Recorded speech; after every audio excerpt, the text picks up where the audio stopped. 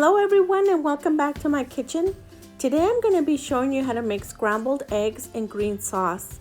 This is a very economical dish that can be enjoyed for breakfast, lunch, or dinner. So let's gather up our ingredients and let's get started. First, let's go over our ingredients. We're going to need 7 to 8 tomatillos. Here I have them peeled and washed and ready to go.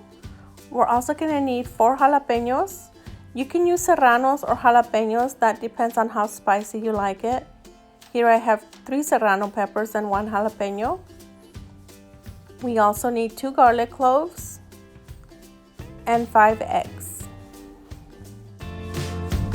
We're going to add the tomatillos, the peppers, and the garlic to the blender with about 1.5 cups of water, and we're going to blend it up until it's nice and smooth.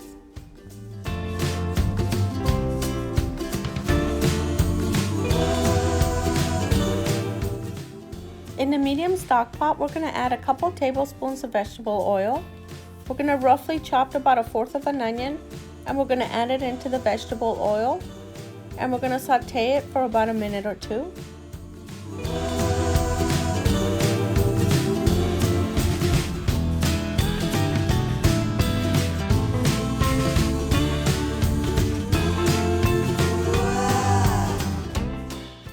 Now we're going to add in the sauce.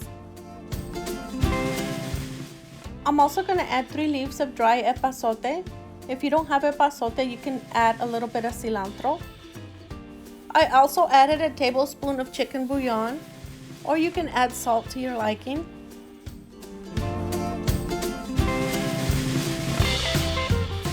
We're going to let it simmer on low-medium heat for about 15 minutes. Meanwhile, we're going to prepare the eggs.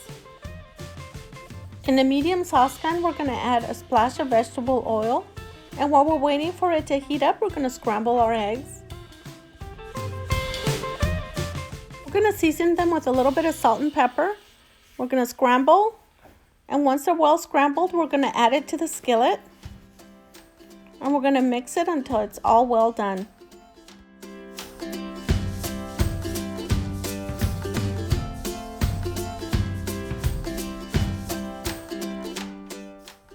Our sauce has been simmering for about 15 minutes now.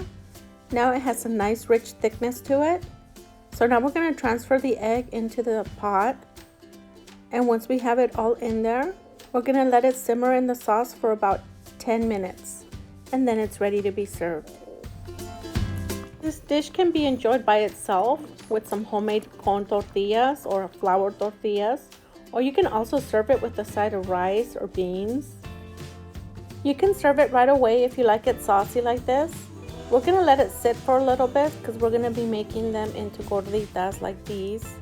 To make the gorditas, you need a couple cups of masa, teaspoon of salt, and warm water. And you would mix it the same way as if you were making tortillas.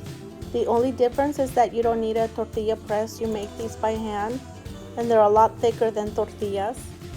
They do take a little bit longer to cook, only because they're thicker.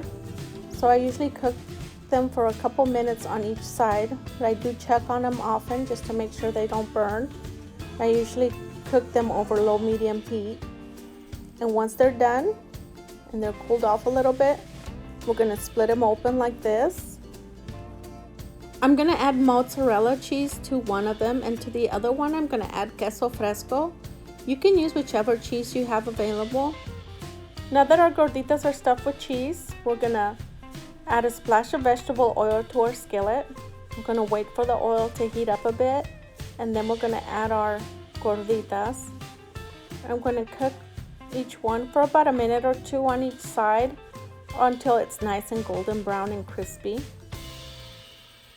Now these you can pretty much stuff them with anything. If you have leftovers from the night before, steak, ground beef, beans. My mom used to make these for my dad. Back when we lived in Mexico, we used to have a farm out there, so he would plant corn. So whenever he would leave for work, my mom would make him a lunch and would make these gorditas for him. You can also make these without the oil, without having to fry them. And just place them on the skillet and warm them up for a bit until the cheese is nice and melted. This is the one I added mozzarella cheese to. Look how nice and melted it is. So now that it's done, we're going to transfer it onto a dish. And we're going to remove the other one as well.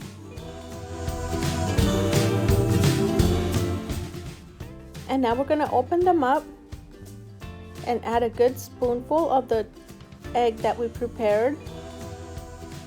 The egg has been sitting for a good 30 minutes now, so now the sauce is nice and thick. And we're going to add a good spoonful to it. And we're going to close it back up. And we're going to do the same thing to the other one.